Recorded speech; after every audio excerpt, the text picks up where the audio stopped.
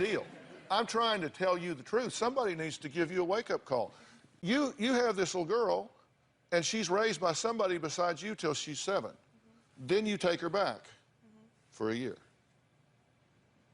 And what happened that she went back to grandmother? I was married previously, and I got a divorce. So we moved back in with my mother. I don't know, I'm not perfect. I don't pretend to be. I just don't know what I'm doing. My mother, she helped me out a great deal. She really did. But my mother has a lot of bad things to say about me. We don't have the best relationship. And my mother has no problem saying how she feels about me in front of Amanda. And Amanda will mimic that.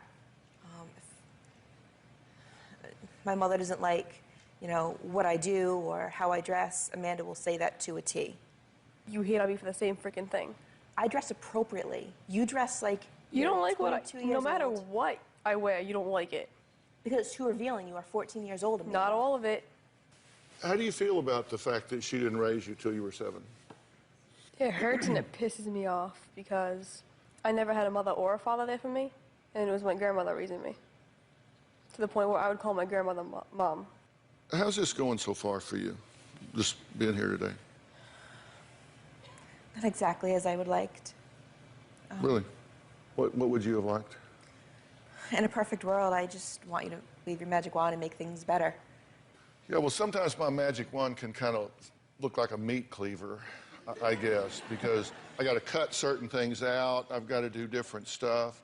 But, you know, let me tell you all some good news here. Okay, here's some good news. This situation can get a whole lot better really quick. If you're willing to stop this kind of airhead sort of, gee, golly darn, I don't know what's going on. I look at this situation, I don't ask myself why she's behaving the way she is. I ask myself, why not? I never acted that way before. You need to take the word but out of your vocabulary.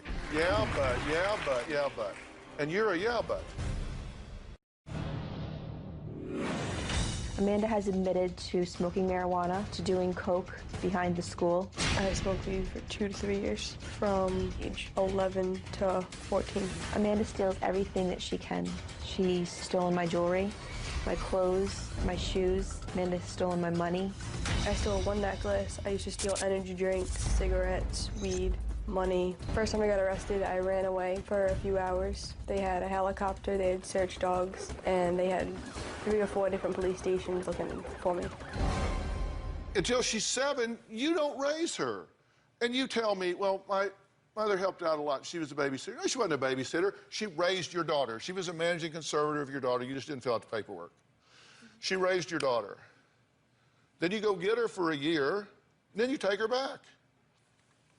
Now, what does a kid say to themselves about that?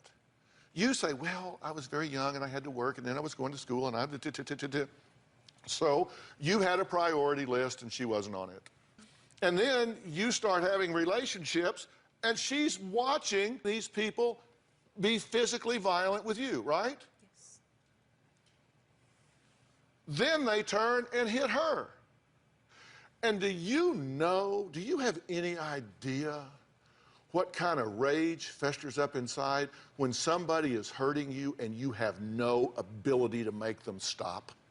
Do you know what happens to that? It just builds up and builds up and builds up inside until you finally get big enough, you finally get strong enough, you finally get developed enough where you say, the next sumbitch touch me is going to get knocked smooth out. Thank you. Okay? How am I doing? So far, you're doing good. That's exactly. Do I understand? He understands. I've never looked at it that way. I don't know why I didn't recognize